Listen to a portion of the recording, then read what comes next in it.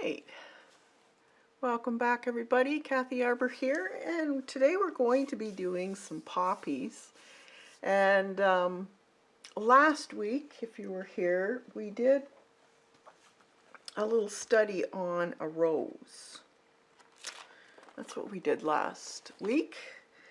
And I had a request from Zandra to show how to draw perspectively. So a perspective view and how to go about drawing it. And we did this rose, and if you want, there is a video in last week, and if you're watching the recording, I'll put it up in the corner here and you can watch that. And after that, I did have another request of shadows. And I do get this quite often for people that are just starting out on how to put in shadows, or how to know where to put them in. There are a lot of beginners that really struggle with this, so I thought it would be a good idea to try and explain that. And again, that's also mind over matter type of thing, so it's the way you're thinking, getting out of that logical side basically, and getting into your art side, your creative side of the brain. And last week I did show some books that were a really great reference if you're interested in more drawing and perspective, shadows, that type of thing. Let's see. And I do have this one here. This one has to do with shadow and line work. So if you're at all interested in any kind of shadows, what line work does for your drawings, that type of thing, this is a really good book. It's an easy read. The diagrams are very simple and make it a little easier in understanding shadow and line work. So if you're a drawer, you've probably, or a sketcher, you've probably been more able to figure this out. It does involve keeping in your thought, your back, your mind's eye, that everything has a form. So you have to think in 3D, basically. And when you're viewing like this here, I know this is boring. Everybody that looks at this, student or whatever, and they think boring. It's just shapes. But I strongly recommend, if you're really struggling with shadows, to get some cups, balls, cylinders of some sort, squares, and put them out on a table and get a light and either shine it straight down, to the side, lower, or behind it, or in front of it. Take a look at how the shadows are cast on each other and on your substrate that you have them sitting on. This will help tremendously on how to view shadows. Even if you don't want to draw them, that's fine, but at least even take pictures with your phone or whatever and just study them. Now, just for a minute here, I'll show you. Let's see if I know there's some really interesting. Let's see, a lot of this has to do with people, that type of thing, buildings. We're going to be drawing a poppy and painting in the shadows. Let's see. Oh, here's a good one. So in this particular picture, you're seeing a shadow cast from this cylinder onto this triangle and rectangle here. Because the shadow is cast on this means the lightest area is on the opposite side of the shadow. So the sun or light source is coming directly this way. So you have to keep in your mind the shapes of these things or whatever it is you're drawing and why it is casting a shadow. So if you notice, because the light source is coming down here and this is a different shape, so it's going to cast a different shadow because of the shape. So you have to keep that in mind also. Now it's best to get a reference. I don't care how good you are, 99% of artists need a reference, especially if you're doing a very complex drawing or painting. You need that reference because not everyone can figure that out in their head without one. So a lot of people, if they were to draw the shadow that's cast by this cylinder here onto the square and triangle, they probably would have just done a straight line down there. So because we have the reference of this picture, we know that, yes, this is square, so the shadow would be cast differently upon the other objects. It's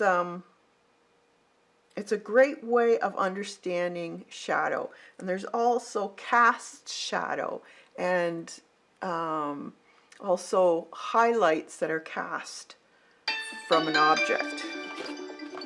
Oh, sorry.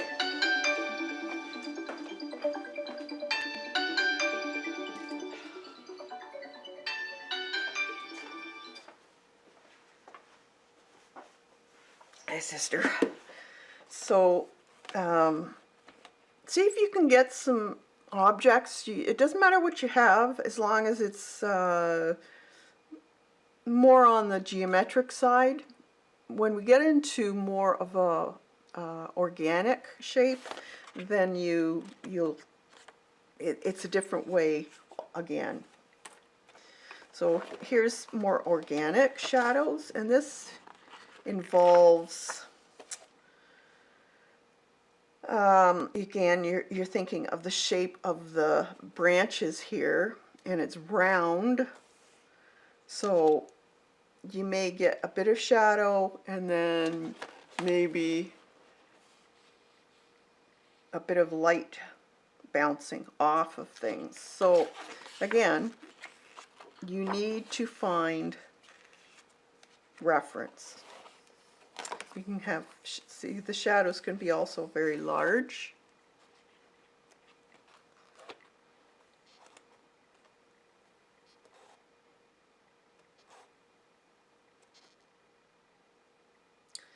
So this is a good book if you really want to get into it. Today we're just going to do something a little bit simpler. So I have this drawing of this peony, and you don't need this drawing, but if you're a member, you can go into the members section, and there will be a link to this. If you have a picture of a peony from a coloring book, whatever, take it out. It's all going to apply the same way. So what I've done is I've drawn this onto, this is a block of fluid watercolor paper. It's hot pressed. And we're going to paint this one. This is on a block, so it's glued on the sides, so it's not going to wrinkle. You probably can't see that really well because of the light. I might have to. I can see it a little bit, I guess. But so what I'm going to do, we're going to paint it in more of a loose way to start off with. So I'm going to take a paper towel and clean my palette from some of this because I'm going to need a clean palette for mixing. So probably this red here I'm going to get rid of. There's not a lot here, but just so it doesn't muddy up my colors that I mix.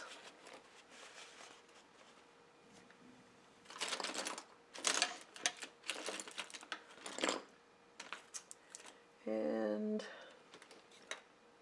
get a paintbrush out here. Where did I put them all? Yes. Okay, so we'll have a number 8 here of this is silver black velvet. And what I want to do is put in some light shades first and then darken as I go. So let's see. I'll show you a picture of a poppy that is in my garden, and then you can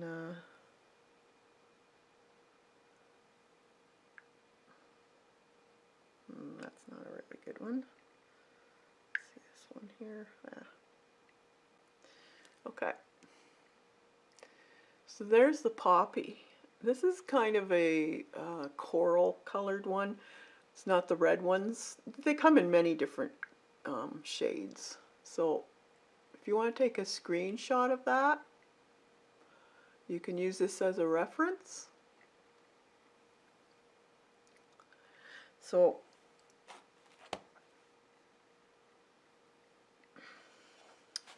now it may not be the exact shape that I have here. I've got many pictures.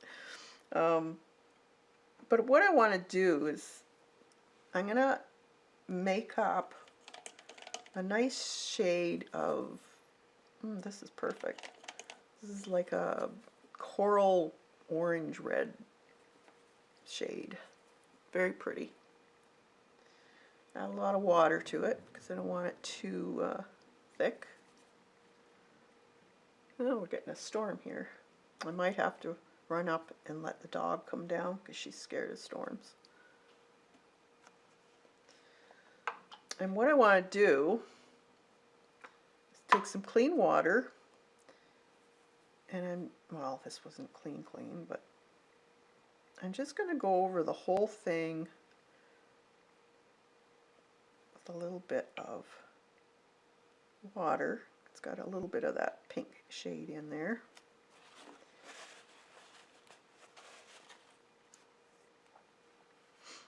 I think I'll do that for all of them.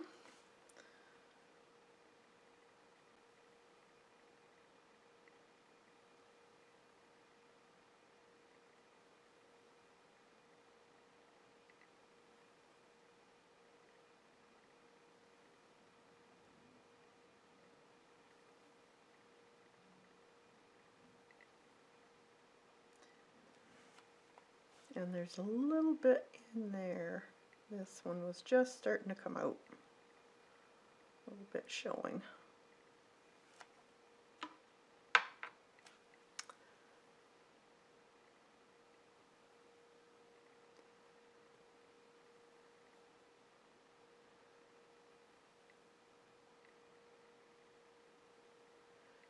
Ah, my chat wasn't working. Sorry, guys. I just popped it out. And there you all were. I was beginning to wonder. Hey, Sandra, Janet, Michelle, good to see you. All right, so we've got that nice color. It's just a start. And when we're doing shadows, we have to think of which way is the light source coming from. So I'm going to say this is midday, noon. So it's directly over top and it's shining down. So I'm thinking the flowers, like this one was probably high noon when this one was taken. So we're seeing that because it's just kind of sloping over a bit, it's casting a shadow from its top petals. So this is the inside of the flower, and because it's kind of tilted, it's got a shadow inside the center because it's cupped. So you have to keep that in mind. And if you notice, they're very crepe papery, I guess you could say, is a good way of thinking about the texture of the petals. It's not smooth. They've got these lines, accordion almost, very, very fine, but it's there. You can see it there. So you can see that right in here. And that's what we want to look for, because that will also cast shadows in different ways. So depending on how precise you want it more of a loose form, then you might want to go outside the edges. If you don't, you could also have it more botanical, illustrative. It's up to you. Now I'm going to put a little bit more color in the center. My paper, let's see, because this is hot press, it's going to stay wet on top a little bit longer. And I'm just going to press in some of this middle of the flower color, so it's kind of a bright, it's almost like an opera pink shade, because I know that color, because the petal is cupped, it's darker inside there. Now this one here, let me bring it in a little bit.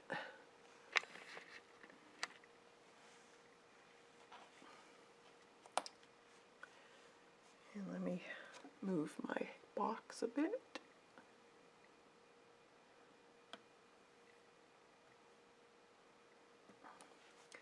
Okay, now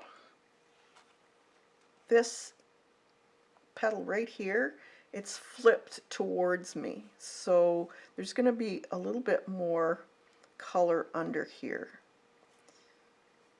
Now I'm doing it more on a loose type of look, so I don't mind if some of this color drifts into the other areas.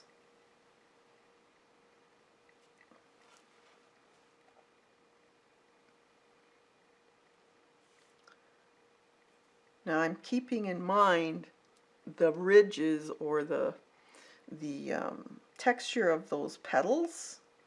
So I'm just going to start putting in some line along the petals. Now you can go exactly the way the flower is in the photograph, or you can just make it up. Wherever there's some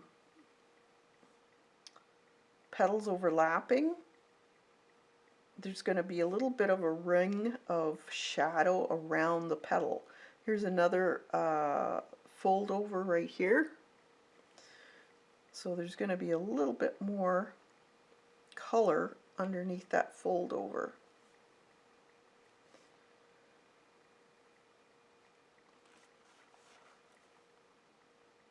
And then I'm just going to put some more color in stripes.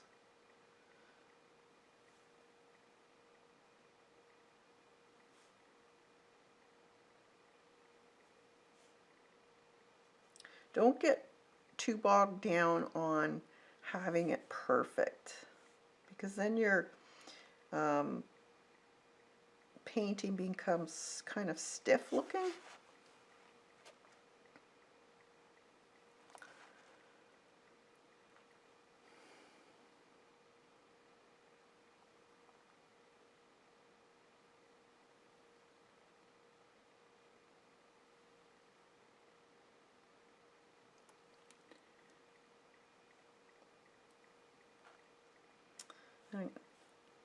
Okay, this is not quite.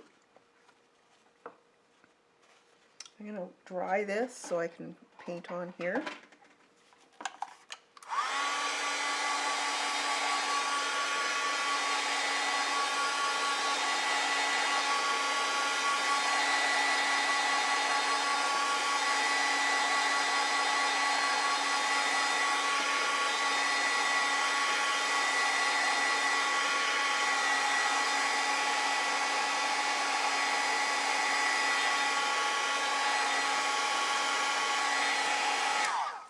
This one's fairly dry.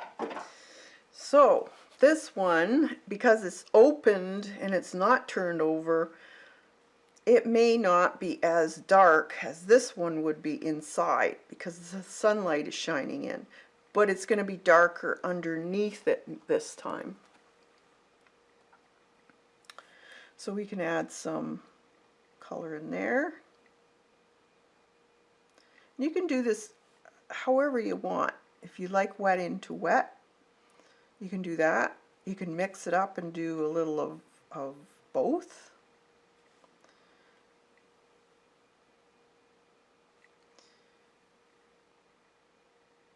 Now I know there's going to be some black in there, so I'm not too worried about the color right now. I can take my wet brush and just add a little bit so that it slowly seeps up. And I'm keeping in mind that this is the underside of that leaf or petal. So it's going to be dark. It's not going to have a whole lot of highlight.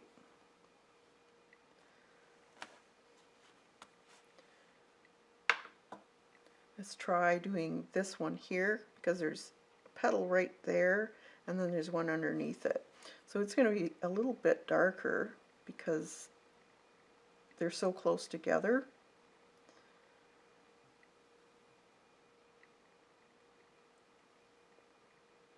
So I'll just add some water to it and then I'll dab in some of that beautiful color. I might want a little bit more concentration right at the very bottom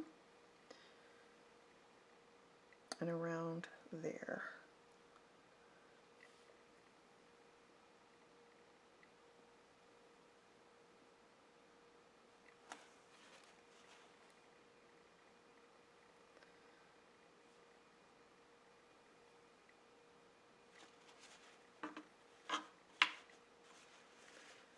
Now, if you want to take off some too, we can think about highlights on the very top. There might be a little less of a bright pink there, so just take your damp brush and scrub away a little bit of it.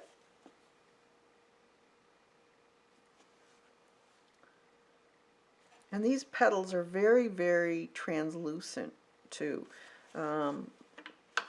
It's almost like tissue paper.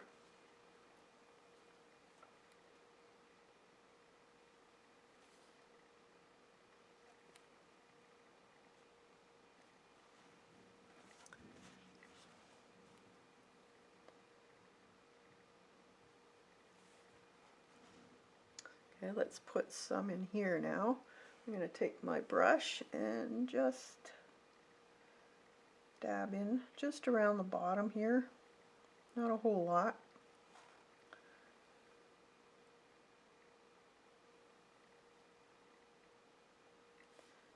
And then see where there's folds here? One side's going to be lighter than the other. So there'll be a little bit of shadow where that fold is started. So you can put a little bit more color in there.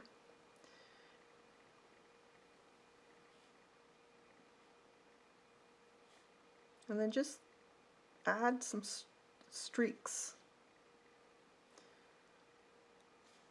A little bit. This is an overlap right here.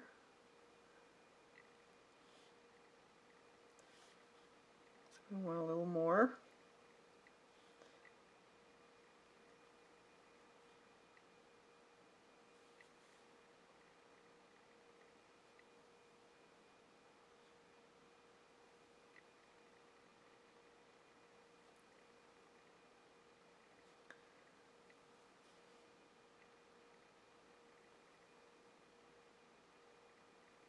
Slightly.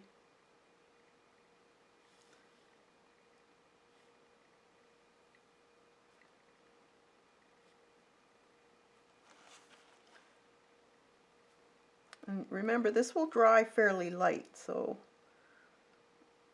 if you don't think it's dark enough, just wait if you're not sure, because you can always add more. This is watercolor paper, so it's going to take a lot of wetness.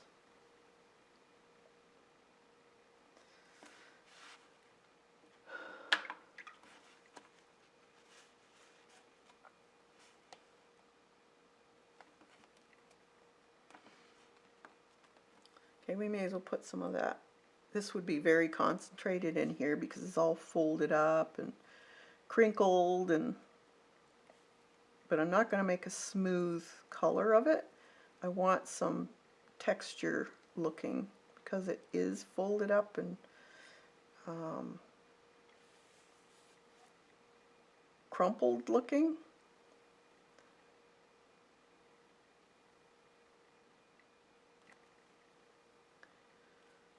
We'll put some in there.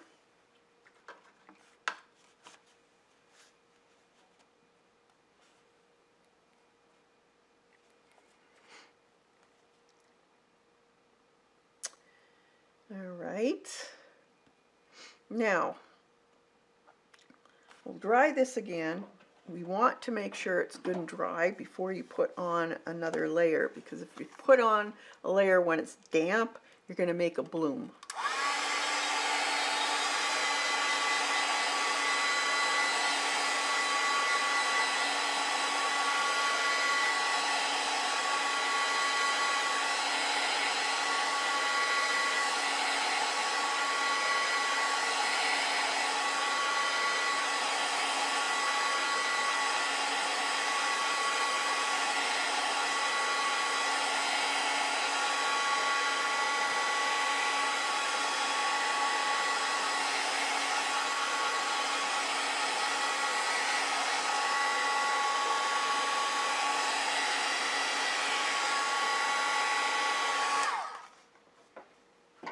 All right.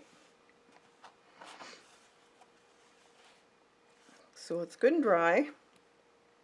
Let it cool down if it's fairly hot, because you don't want your watercolor drying instantly. If you want to move it at all, you wouldn't be able to. And sometimes your paper can be hot enough to dry your watercolor instantly after using a hair dryer or heat gun. So let's make up a little bit more of that.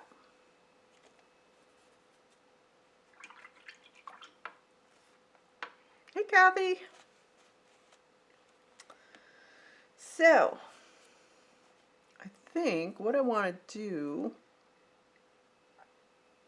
is make some deeper color to that. So what I'm going to do is I'm going to add some, maybe some magenta to that. So I'm going to put it over here, and then just add a little bit of that other, the color we were using, that opera pink. So it's a little more on the red side this time.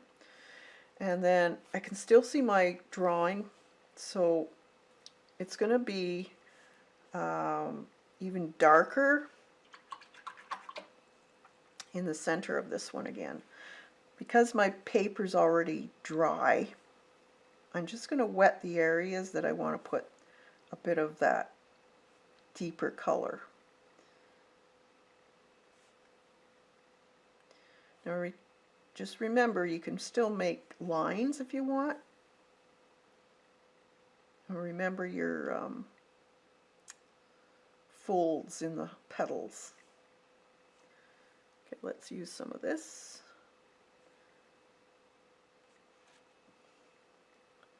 So soft that up just a smidge. The only thing with this type of paper, which is hot pressed, is it will stay on the top. Water.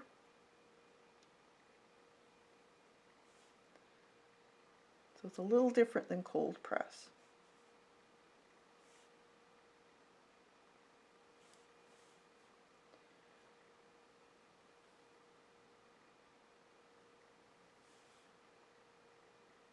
So I'm just taking the tip of my brush. So remember, this up here was folded over towards me.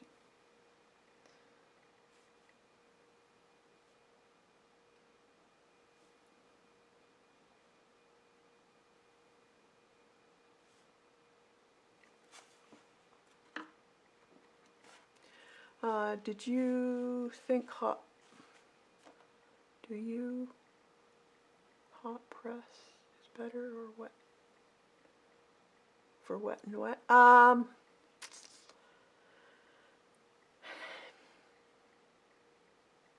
It depends. Hot press doesn't soak into the paper as fast, so depends how fast you like to work. If you're somebody that likes to do a lot of removal of watercolor, then the hot press works better, I find.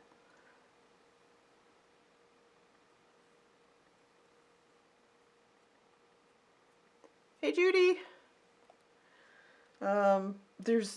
It's much better as far as finer details. If you really like fine details, then the hot press is your type of paper. Or if you like to do a lot of removals, highlighting with your taking paint off, then you'd probably like the hot press.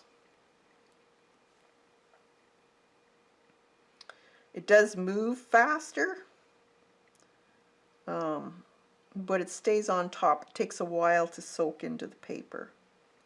So it all depends on your style of painting, I guess. If you're one that really likes detail, then hot press is probably the best one for you.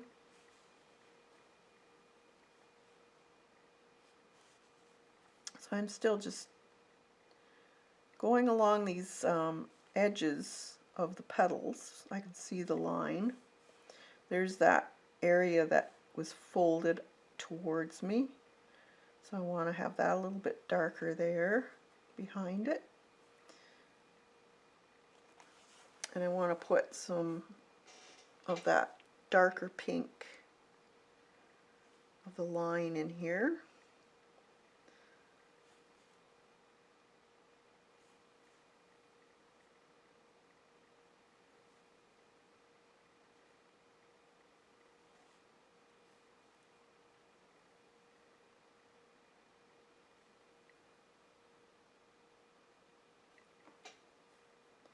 And in here. So I'm concentrating more on the very bottom. I know I'm going to put black in here, so I'm not too worried about going right down, because the blue or black that we'll be using will cover that up.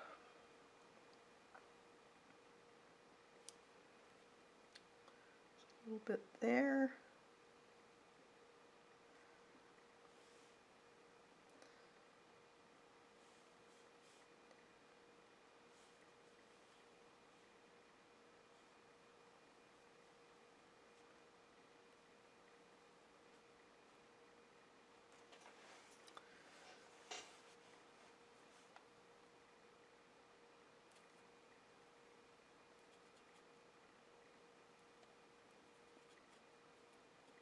Pick a little more of that up.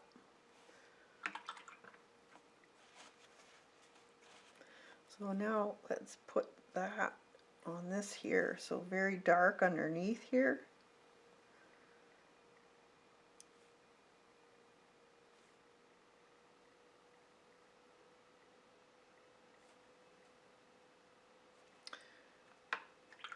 And because it sits on top, you have more time to do the wet on dry and then wet your brush and paint up to that area to let it just bleed wherever you want that brush to go into.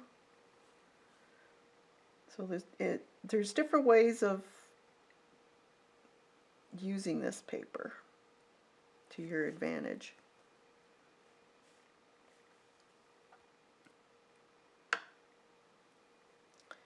So let's put some lines in here. This is the underside, remember, of this poppy petal.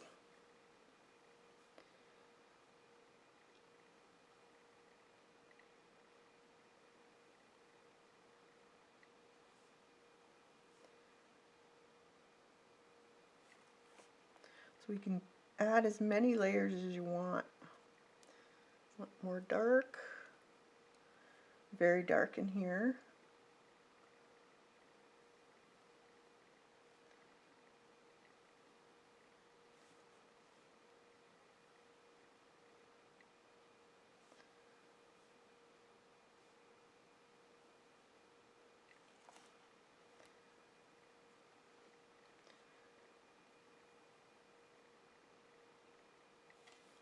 I know it's fairly dark down in here, but there's going to be a lot of that. It's almost a purple color. Those markings that's on the inside of the poppies.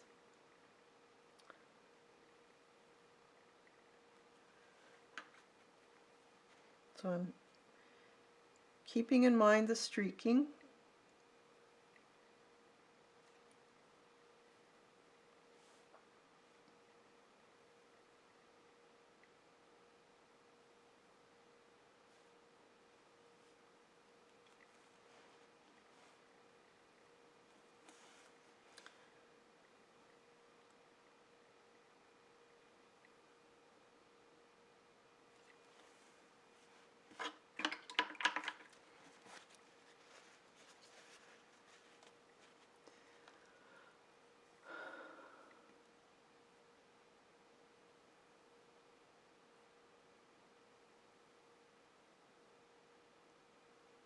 Oh no, Joan. Well, that'll keep her amused. I'm glad she's gonna be out soon. I saw that and somebody was asking about her and somebody mentioned that, which is good.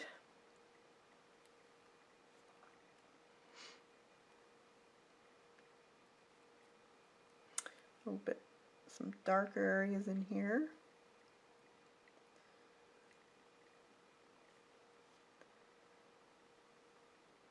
Darker along the bottom, along the sides probably.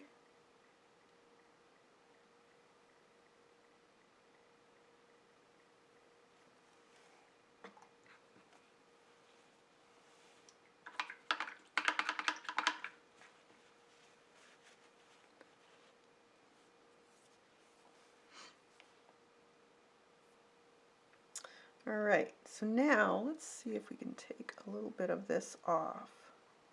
So I'm just wetting this area here.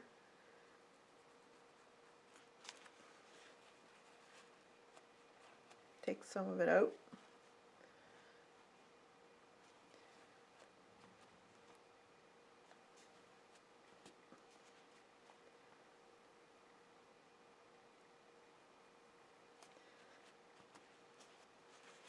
And that is green inside there, so a nice bright green. I have some here from last week.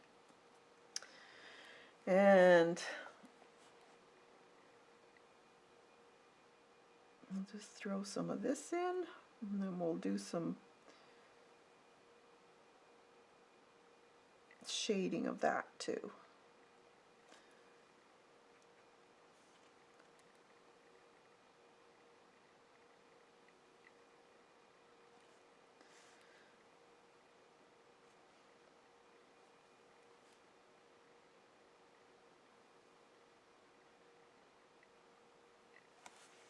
Okay.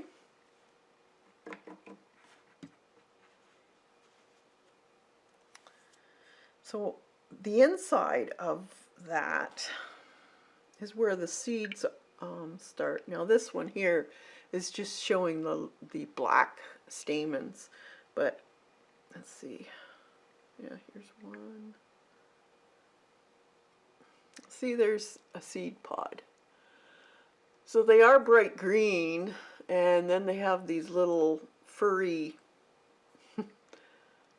almost looks like they're wearing a hat. So we want to do that, and it's almost a dusty pink color, and then a deeper purple, I would say, on top. So we could add a little bit of that pink.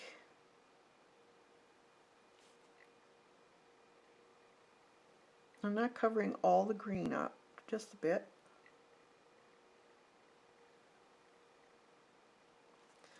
And then, let's see, I'm going to add a little bit of blue to that. Red.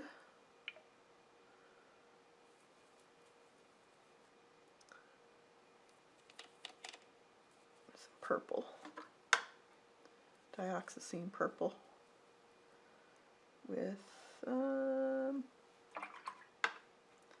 going to brown it up. So I'm going to add some ochre to it. Change the color.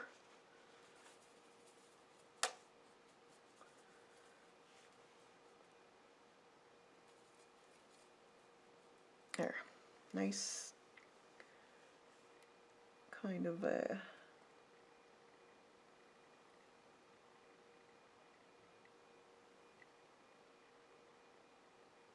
brownish purple, I guess you could call it.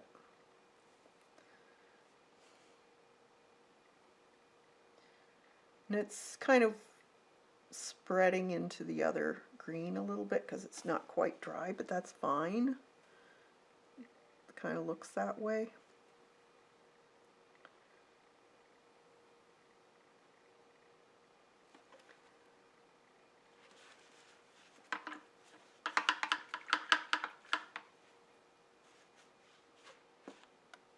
So we'll let that dry. And then we want a fairly dark color. So let's see what I got here.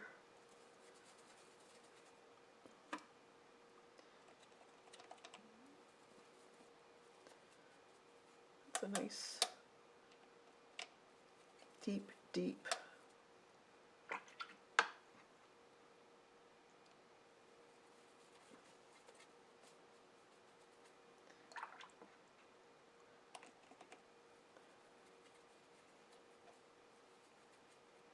You don't want it too black. You can use black, but I would prefer making it just a very dark color. So this was praline green with purple and red. It gives you a really nice dark color. So the darkness of these is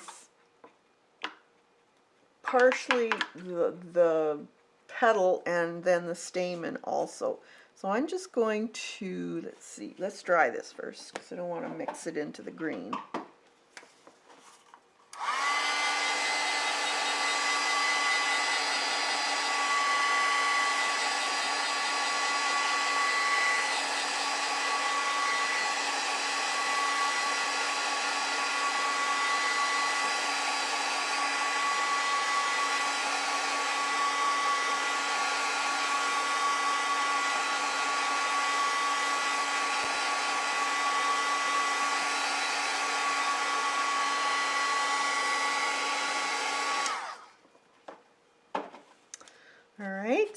So I'm going to wet just the area that I want. So in the drawing, these areas here are actually the dark areas.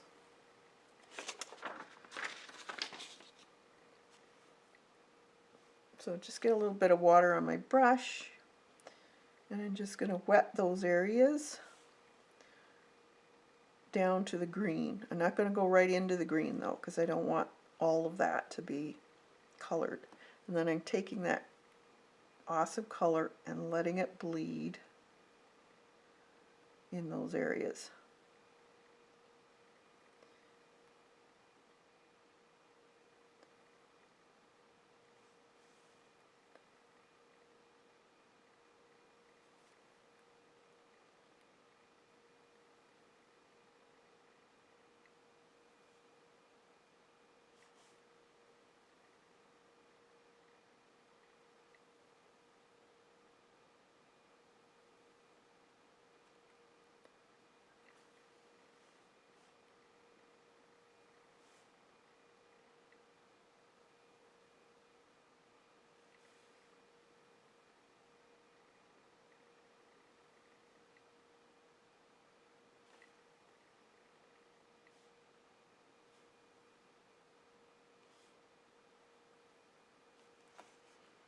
They're not necessarily all the same. They can be a little bit different shapes too.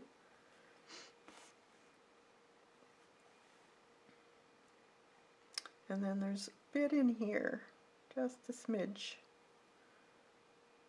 because it's facing a different way and the petals are kind of surrounding it. You're not seeing the whole inside of it. It'll be a little bit dark in certain areas, but you won't see a lot of it.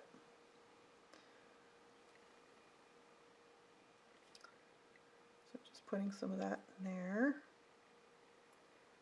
Really dark though in the center.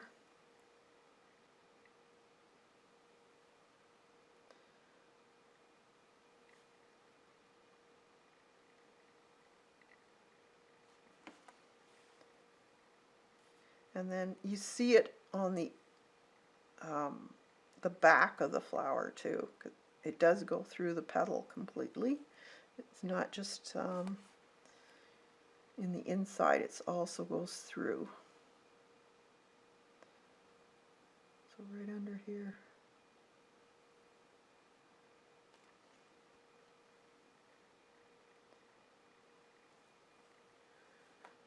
We'll let that dry up. This one's pooled a bit. I don't want any blooms in this necessarily. No, although that might look kind of cool. We'll take some of it up though. Let that dry. And then I can take some more green. And let's do these buds while that's drying.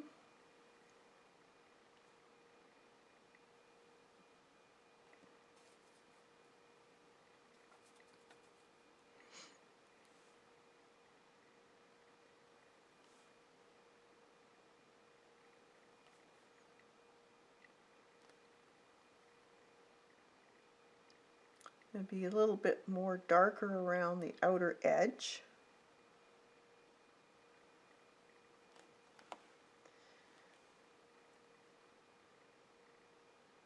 You're thinking the form when you're thinking shadow for this, because you know it's round.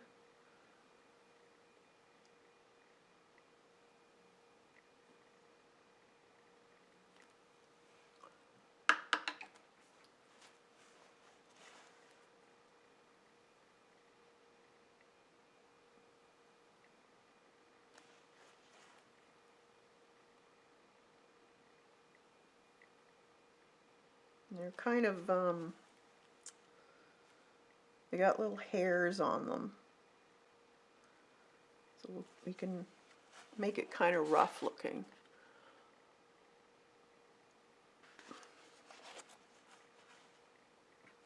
This one.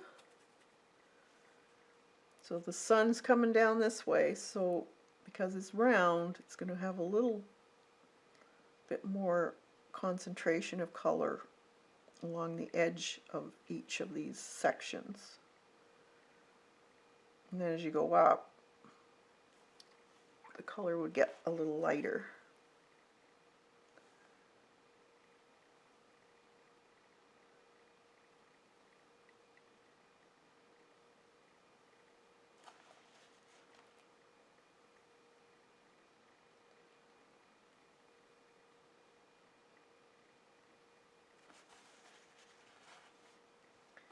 We'll do this one too.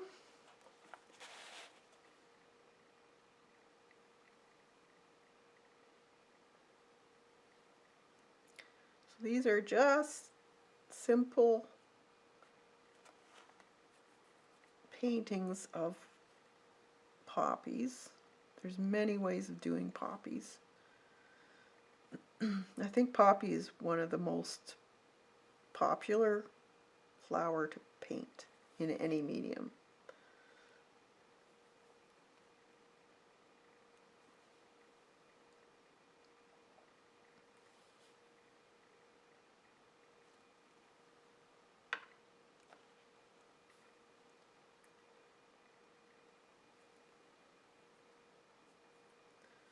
A little darker in there.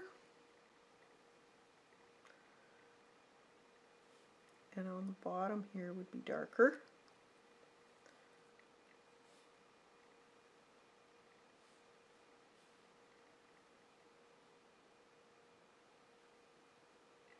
Just dabbing, because I know it's not a smooth surface, so I'm actually creating texture that it would have.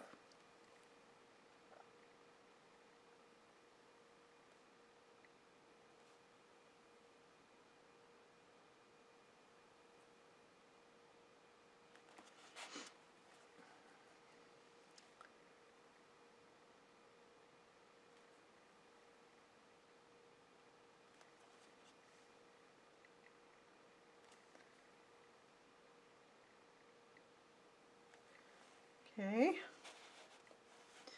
and then while I have my green out, I think I can go in there. Yep. I'm gonna darken the edges of this pod on the inside. It would be a little bit darker.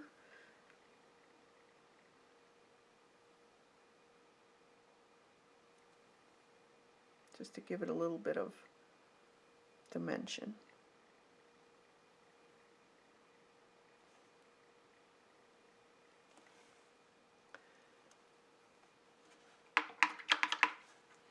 Okay,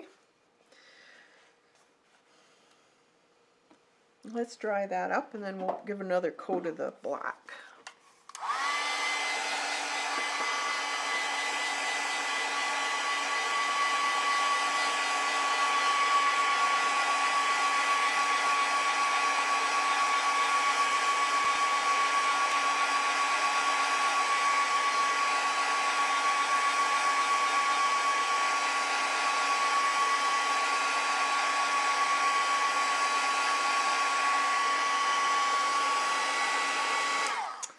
Right. So let's take some more of this black. Now we can do a little bit more wet on dry with the tip of my brush. And you can kind of do some very fine lines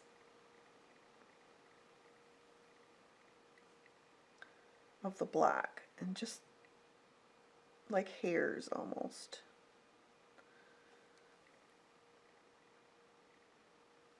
Cross them.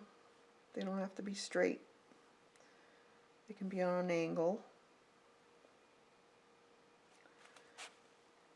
And these are the little stamens that are all around the little pod.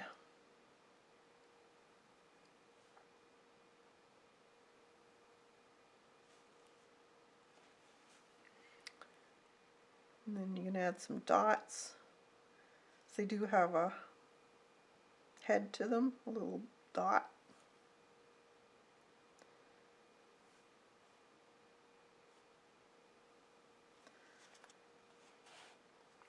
And then there's just a few on here. You can't really see them that much on this one, but do what you want. No one's going to find this flower and say you did it wrong. Do the way you want.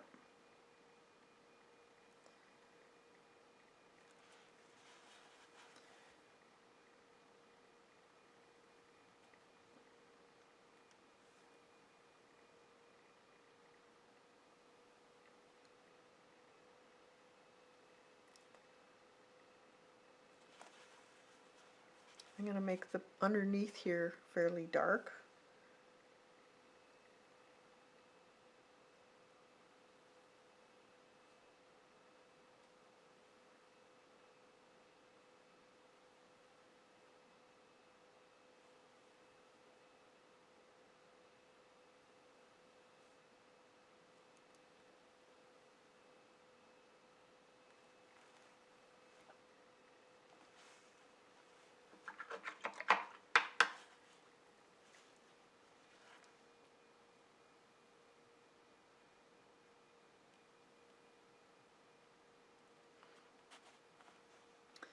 Okay, let's make some more of that green. I think it was this one here.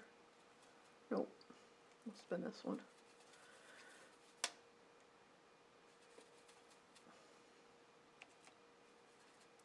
Bit of yellow.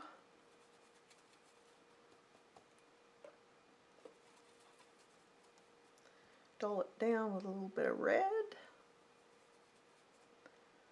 Don't want it too bright. And then we'll paint the stems.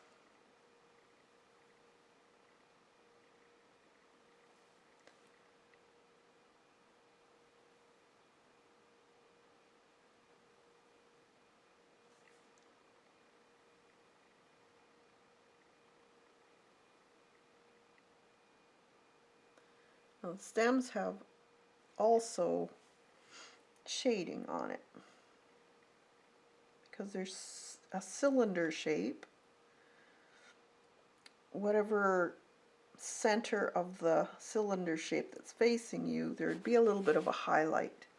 This is the best way of going about this. If it's close underneath a petal, then the shadow from the petal will be shining, or not shining, casting a shadow on it. But you can put a simple medium tone of paint color on it first. Because they're hairy, the stems are fairly hairy, you don't have a real shine on it. Not like some petal or stems like what would have it? Tulips, daffodils. They could have a little bit of a shine on them, but because these are hairy, they don't.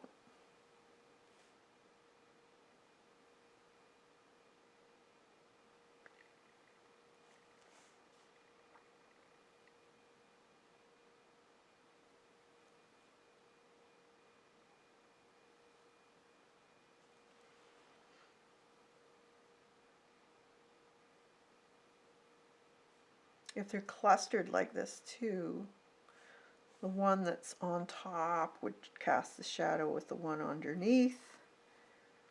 So you just keep those things in mind when you're painting.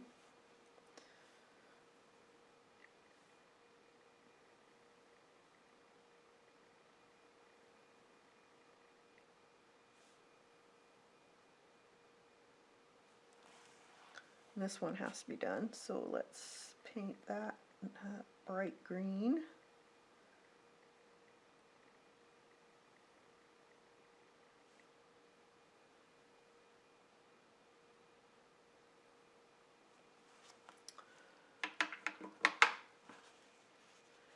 And then that kind of reddish color, I'm just going to, while the green is still wet, I'm going to put some of that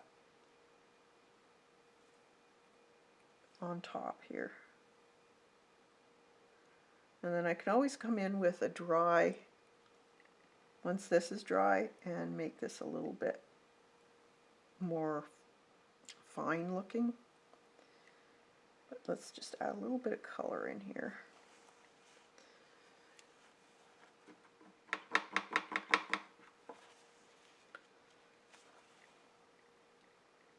Want that just to be a little bit brighter. So I'm going to take some of that green out. This would be the highlight right in here. Just a bit.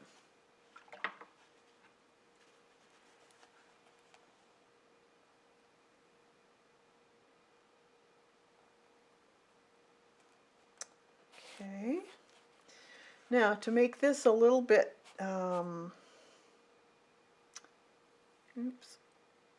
darker, you can add a little bit more red to that green. Let's see.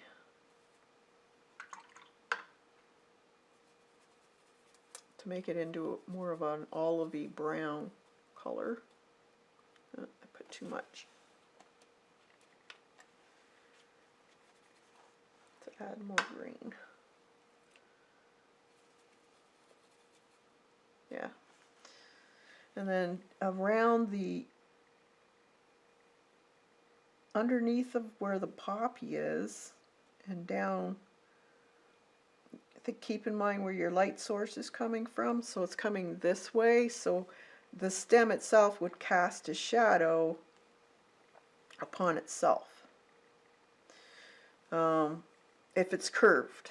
So just add a little bit of this darker color that I made up just around the bottom edge of where it's falling over, kind of. I'm going to put some in the center here too, just that would be the little, I don't know what they're called, but they're cupped in a way. So it would be a little bit darker in between each section. And then we'll put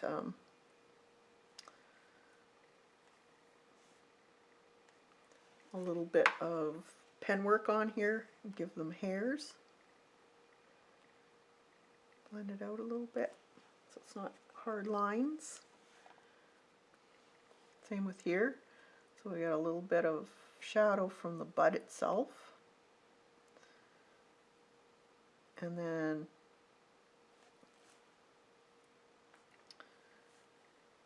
this petal overlaps it a bit. And then just so slightly go down each side of the stem.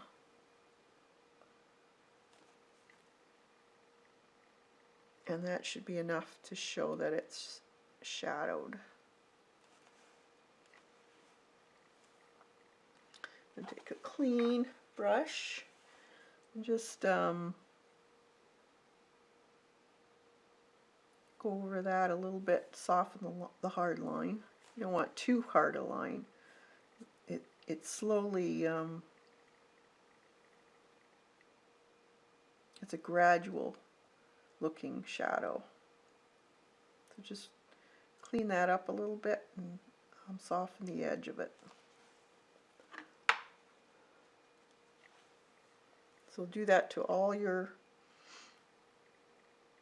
peony stems. Just add that shadow underneath. This would have a bigger one because it would be a larger shadow on it.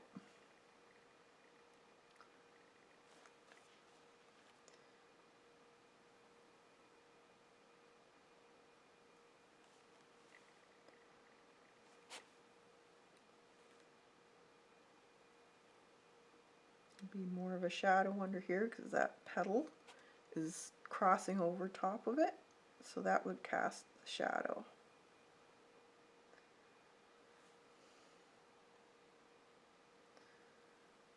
But like I said, if you're not sure on how much of a shadow it's casting, get some reference, draw your flower from that, and then you'll have more accurate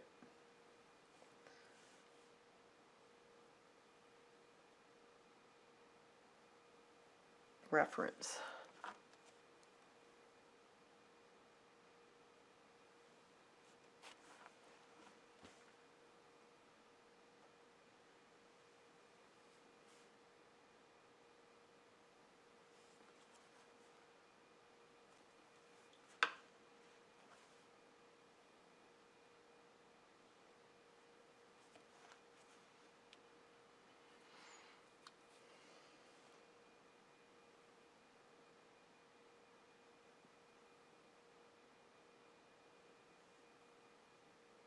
This one will be fairly dark, it's underneath.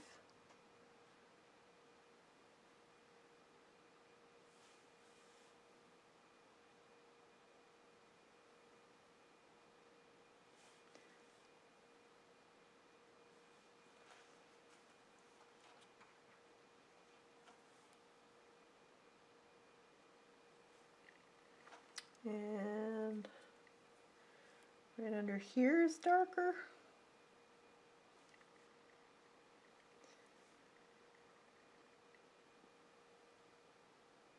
Just have to keep in mind how much is it sticking past those stems, the flower.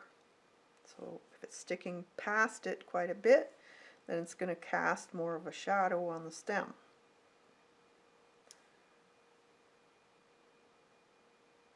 Once you get used to doing shadows and you're doing something like this, it'll just come natural to you on how much and where to put it.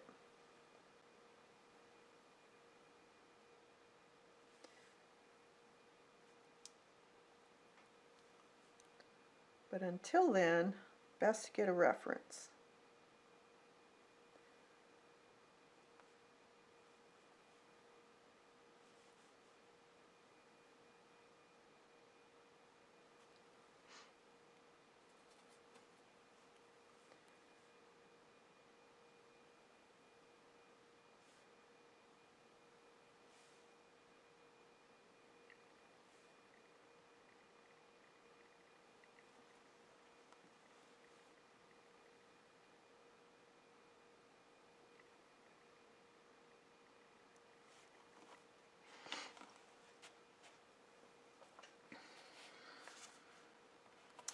Here, I'll put some underneath here.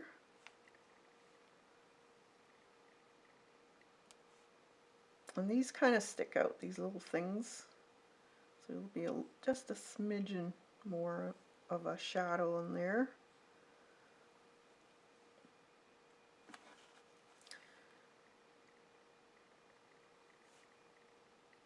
Soften the line up a little bit. Remember, it's round.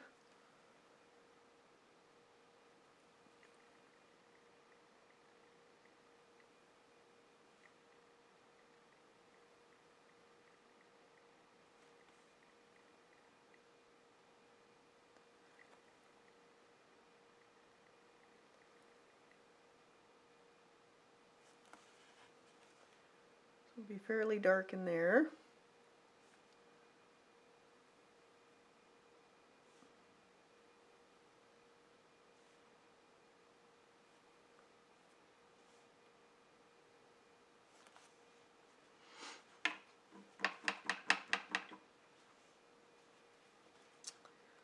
Let's see, we can also take a little bit more of that, let's see, green.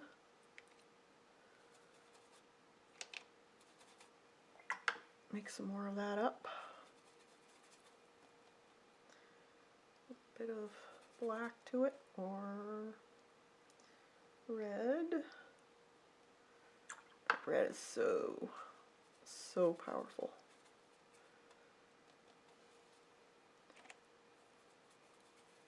Darker. And then let's do this one here a little more. So it's just a matter of going back and forth, deciding how maybe it's not quite dark enough. You just have to play with it until you get it to what you want. I really like to soften edges, especially on botanicals, so I don't like a really hard line unless it's actually there in the picture. Came figures crossed. Oh, awesome. Thanks, Z.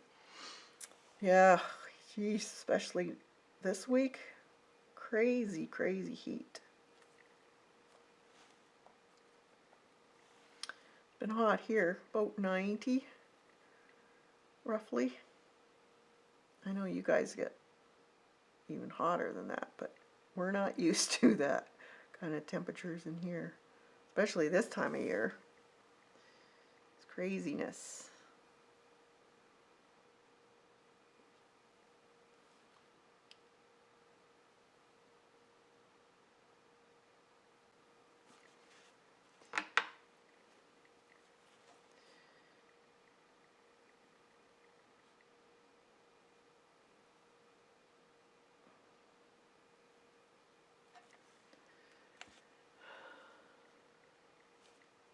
Thanks, Joan. They're fun to do. You just have to play and see what works for you. Try different ways of doing it. Also, try different ways just to find the style that you like. There's so many styles and ways of doing watercolor.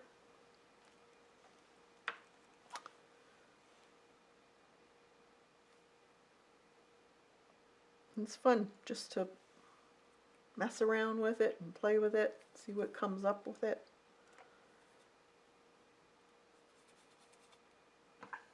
You just never know.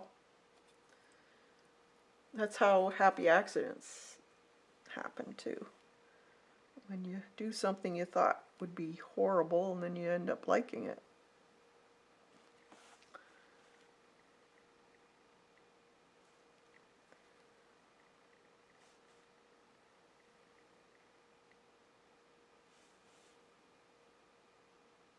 And just remember, contrast will make your painting pop.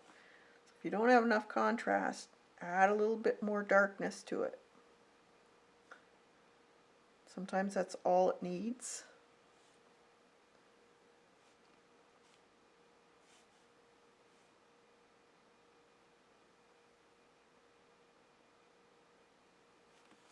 And that can come with many different things. You could add more paint color, or you could just leave it and add pen work.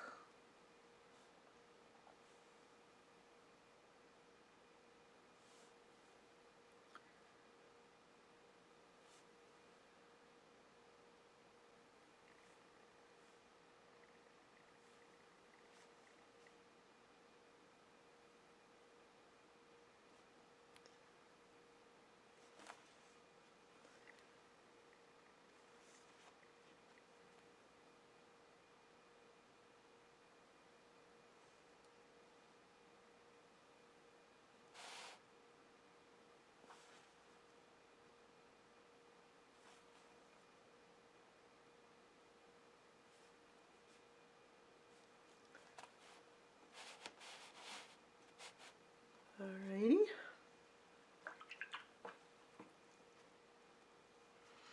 Now,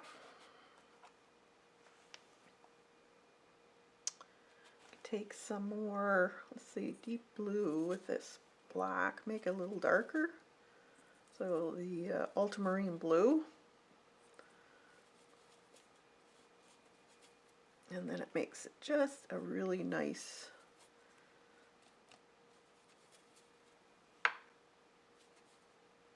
red. That red is unbelievable.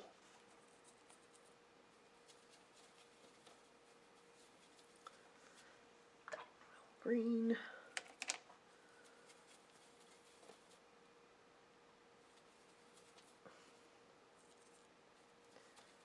There. Just a really nice deep, almost a bluey purple color. I'm just going to go in right around the base of this.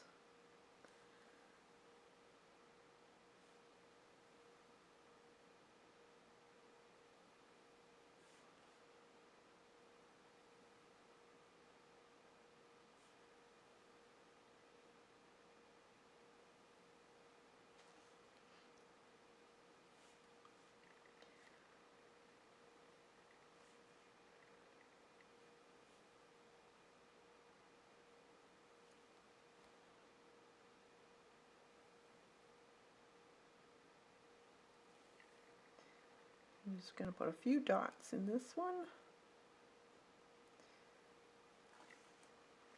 Make that area under here. This is the inside of the flower. Right there. And right there. Nice and dark. And I'm going to put a little bit in here. This is dry now, and I'm just going to make some dots in the direction that they would be going.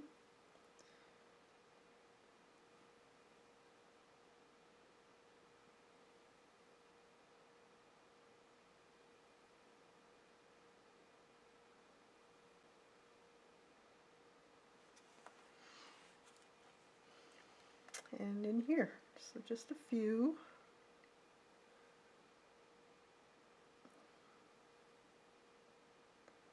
In the center.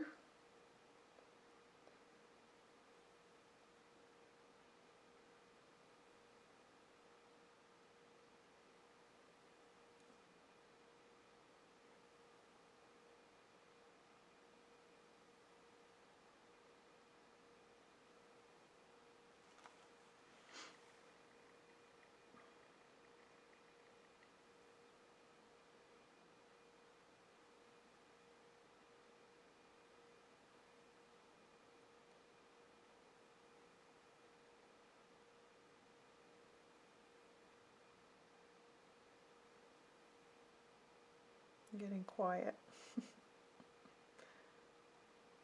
Concentrating.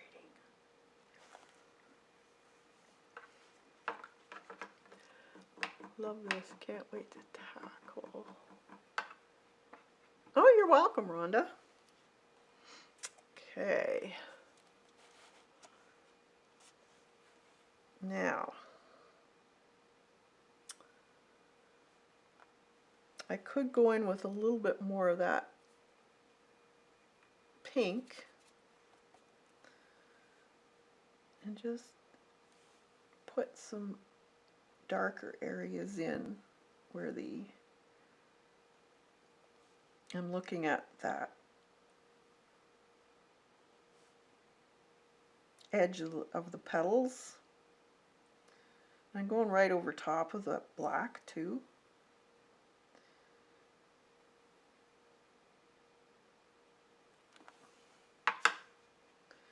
And then just very lightly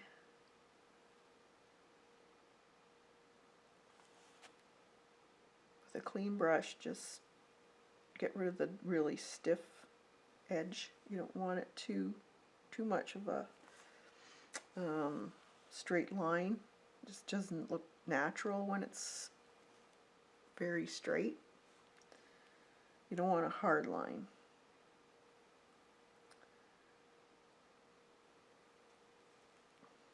A little bit darker in here. That's that fold over. So you want to be able to see that.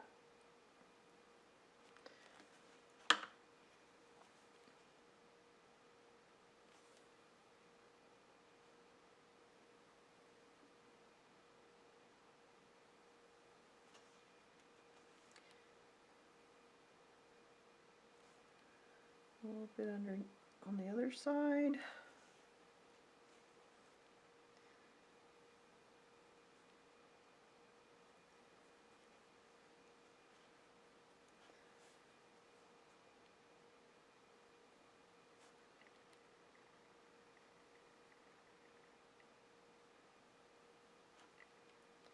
There are still some lines They're a little darker on the petals. That crepey look.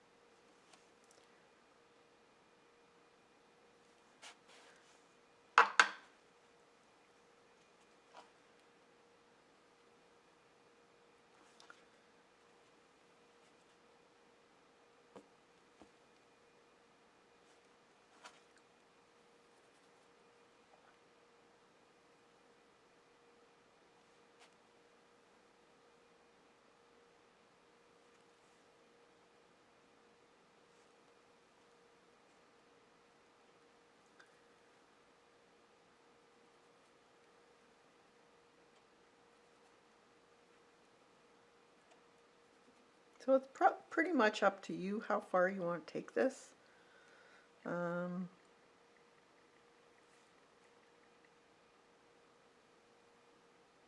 You can play with it and play with it and play with it.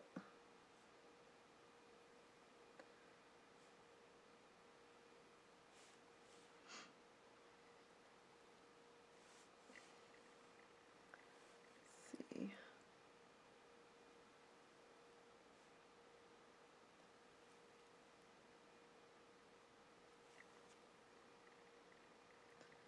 Just bringing out some of that contrast so that that overlap shows a little bit.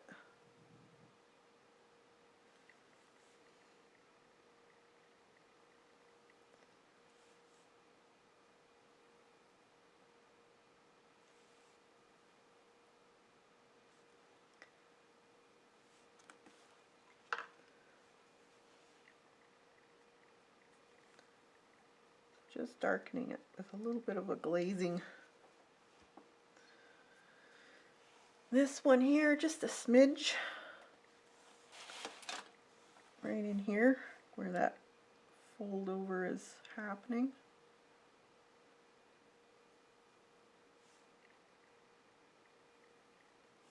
I'm going to need a little bit of streaking in there.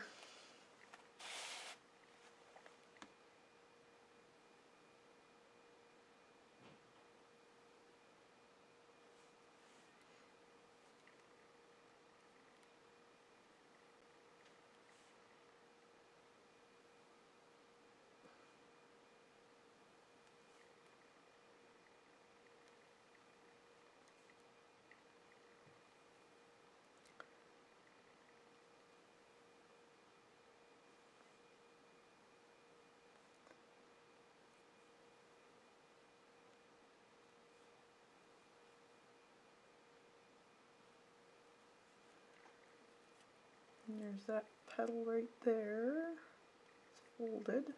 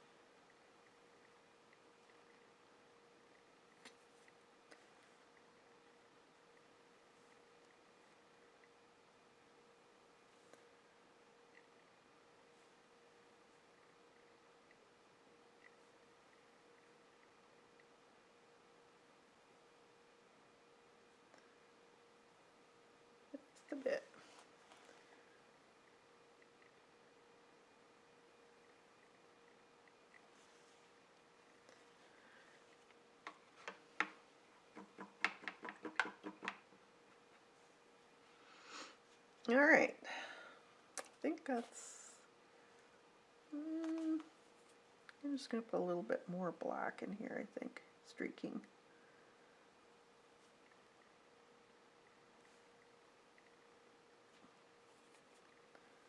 Just a smidge.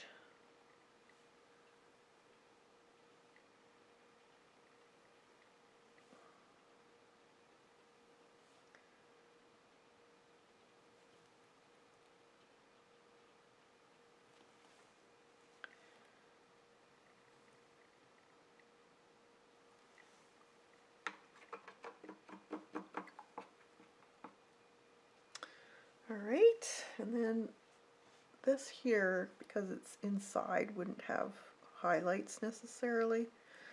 So I'm just gonna put a little bit more dark in there.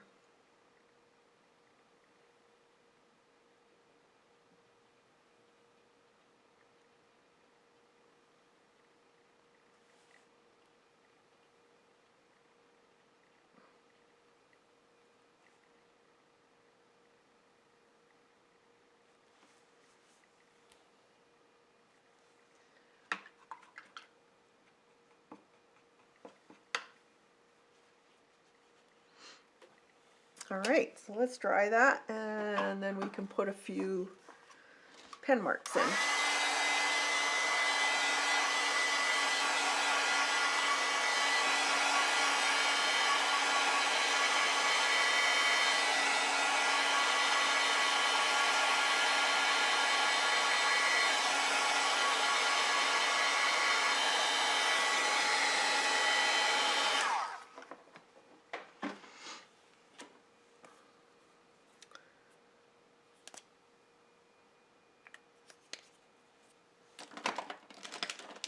And let's use a,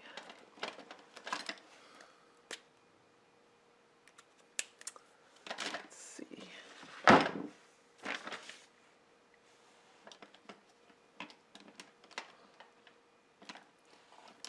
a 1, maybe?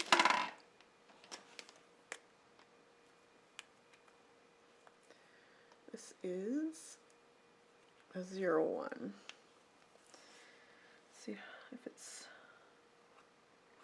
yeah, I don't want something too,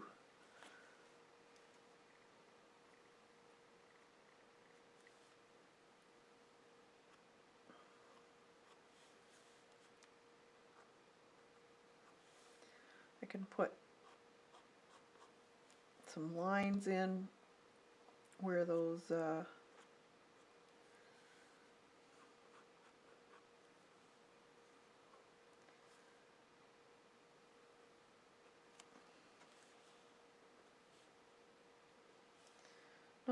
I'm not going to outline everything. I'm just going to put in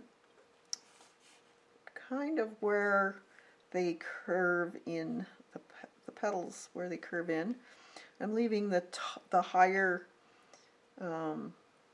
sections alone, and that way it gives a little bit of softness.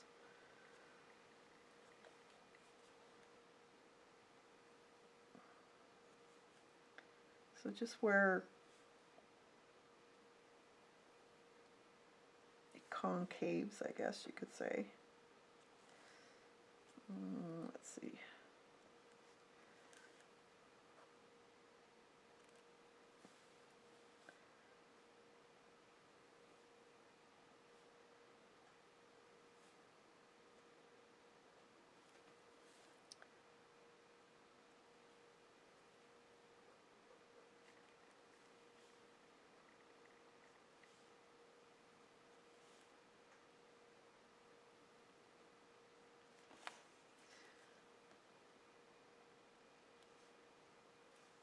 Sometimes you don't need a lot.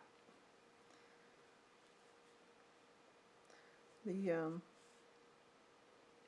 stems can be probably sketched along the edge roughly, just to give a little more of a rough look. And I'm going to just put a few hairs in. I'm not going to put a lot in, just along the edge, show that they are hairy. A few in the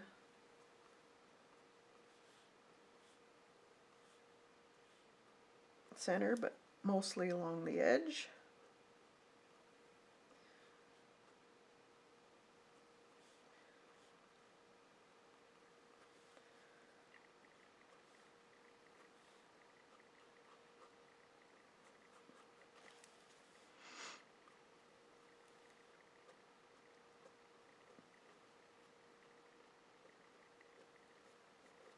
And wherever there's a real dark section, you can put a little more lines in there just to give it a little bit more shadowing.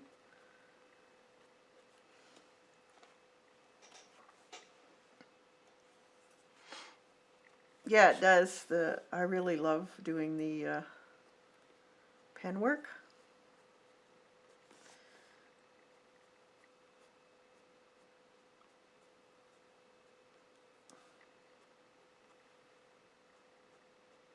So just keep in mind how the shadows would be going too when you're doing the pen work.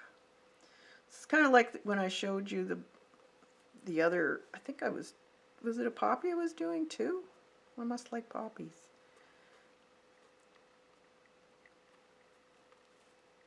There's more on the outer edge than the center of that shape.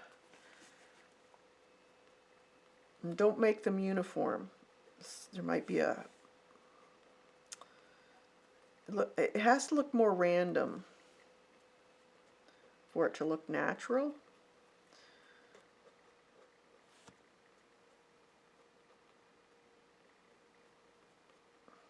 And think of the direction they might be going too, because that can make a big difference.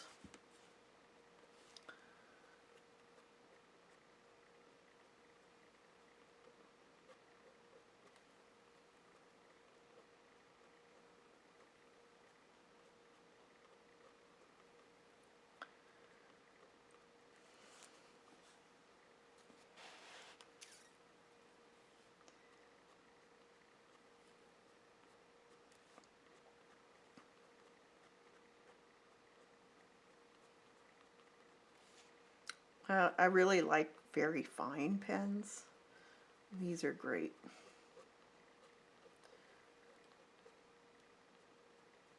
Now you could find even a nice brown would have been good for this too, or green. You could use pink, red on the flowers. Just experiment, see what, you never know. You might find that putting different colors on as line work really makes it pop. And you won't know that unless you try.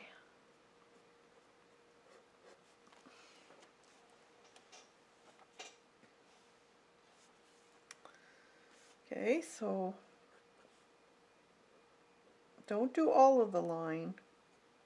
Just do the parts that are curving in on the petal. And you can add a little line coming down. Wherever it curves in, let's see, there might be a slight fold.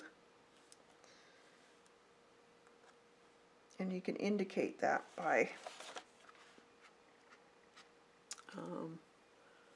see where it goes up and then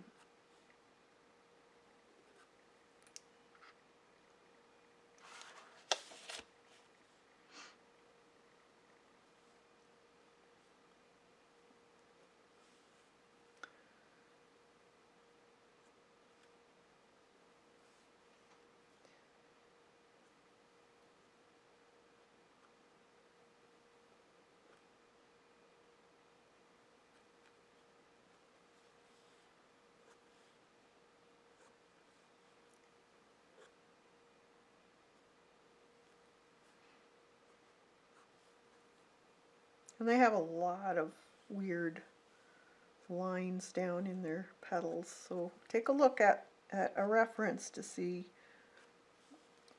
what it looks like. You'd be surprised how much texture there's in them.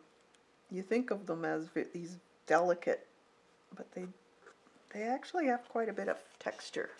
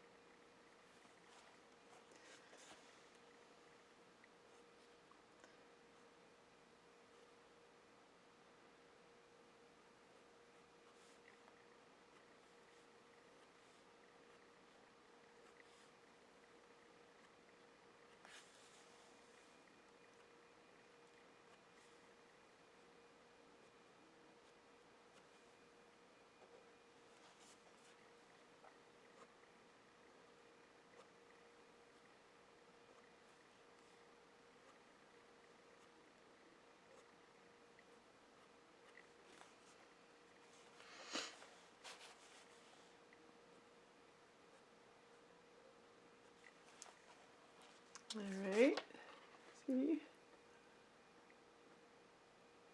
just a bit.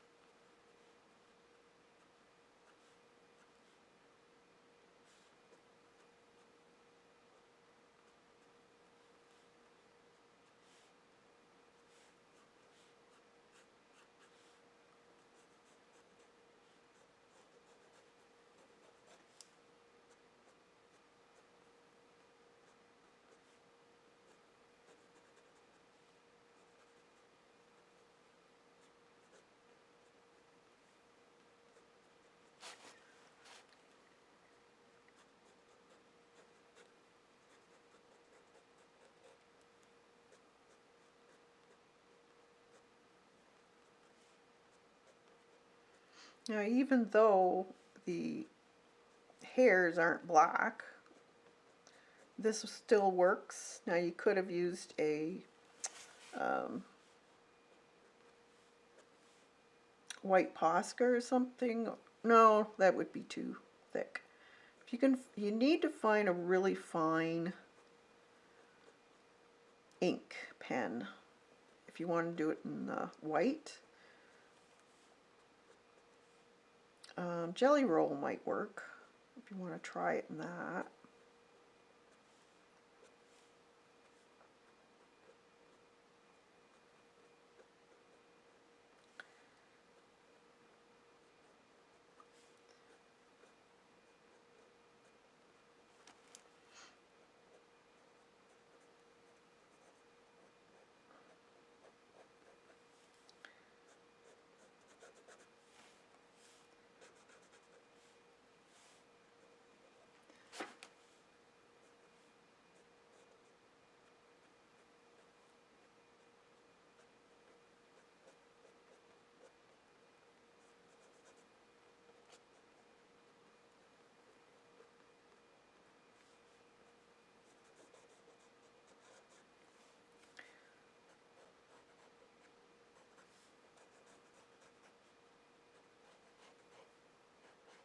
And they're kind of, there is lines kind of going down them too.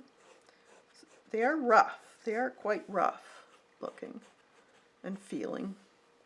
So you can just scribble some lines in the stem area just to give them that really rough look.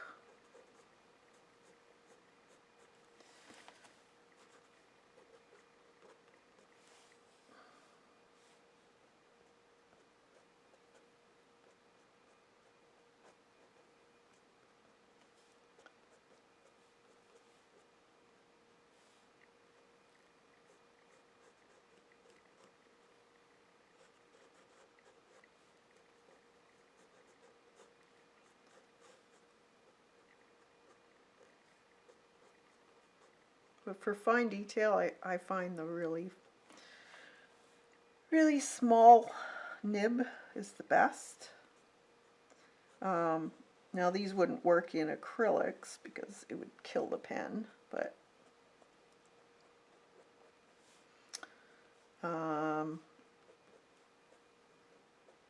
if you had a nib pen and some Indian ink, you could probably do it for acrylic.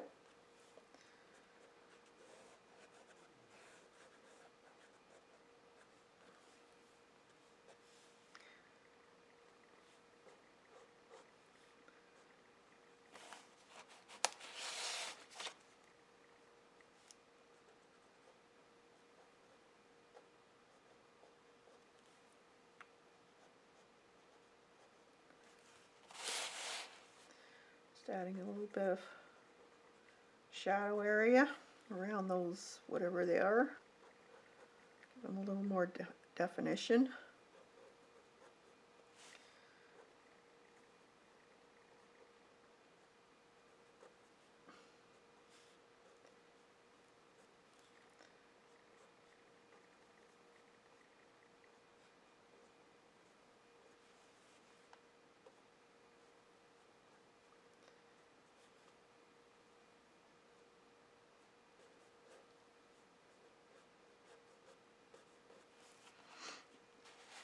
And let's see, a little bit of definition in the flower center here.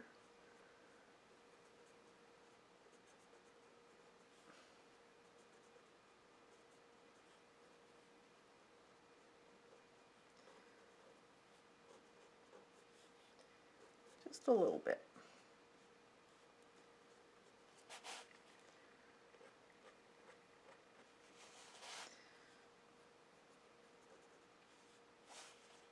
And a little more shadowing there.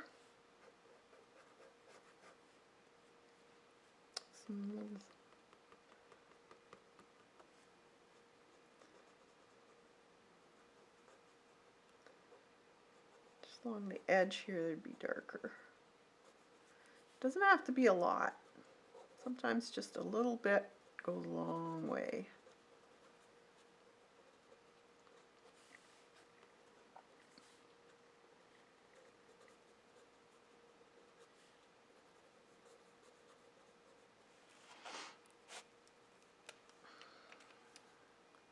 Jane's new pinpoint pen would work. Pinpoint pen. Oh, she's got a new one? It's in white? I'll have to look that up. Take a look at it.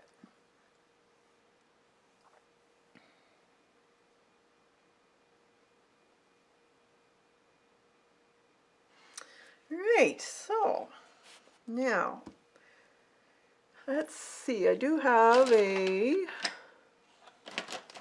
where did I put it? A white jelly roll here. Is this the one white? Let's see. Yeah. Now I would probably, let's see. Well, there is some.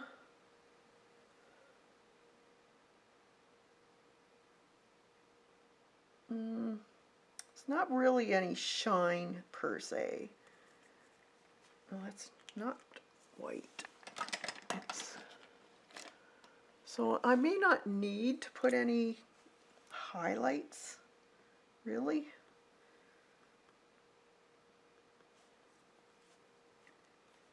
Um,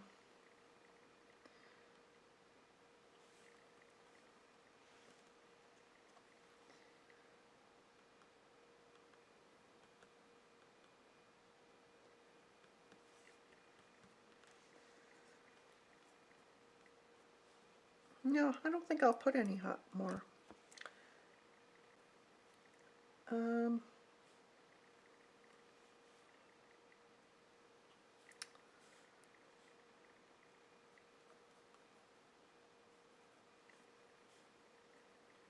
yeah,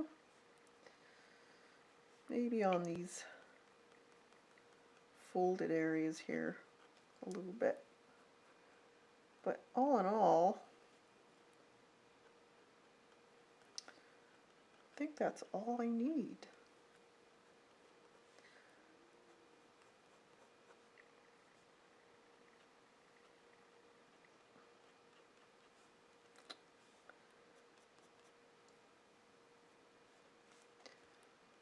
Any of the high areas, maybe a little bit. And the edges of the petals sometimes are a little bit lighter. Let's see.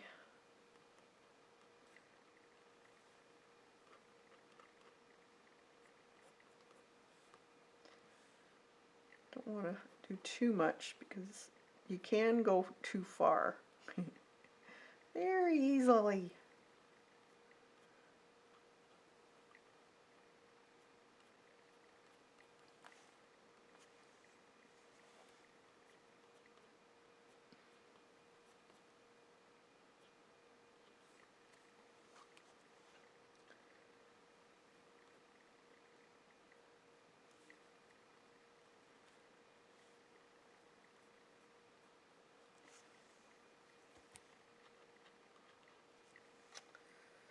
I think that'll work. All right, put the pen down. All right, so there's the end result. I think it turned out pretty good.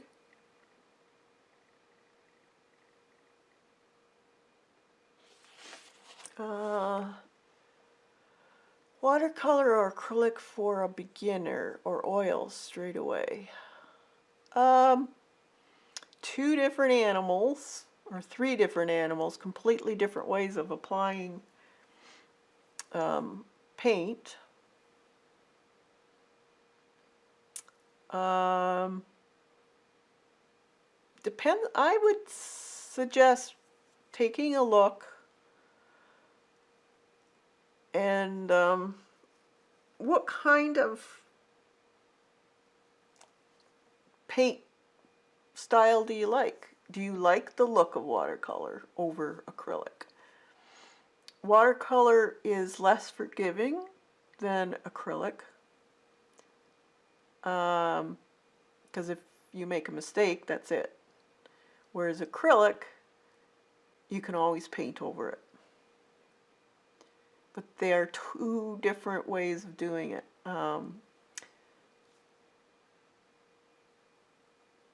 I would suggest taking a look. I've done some of everything, basically. I've got quite a few painting videos Thursdays of acrylics. If you want to take a look at those, you can see the process. And then decide what style you like.